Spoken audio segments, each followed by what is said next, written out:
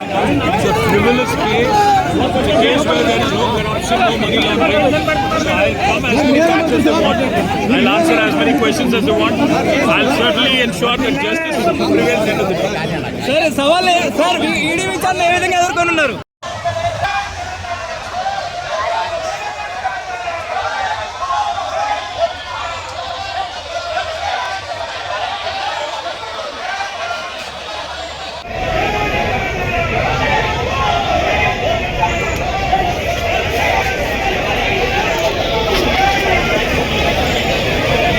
It's a frivolous case. It's a case where there is no corruption, no money laundering. So I'll come as many times as they want. I'll answer as many questions as they want. I'll certainly ensure that justice prevails end of the day. Sir సవాల్ sir ED విచారణ ఏ విధంగా ఎదుర్కొనున్నారు?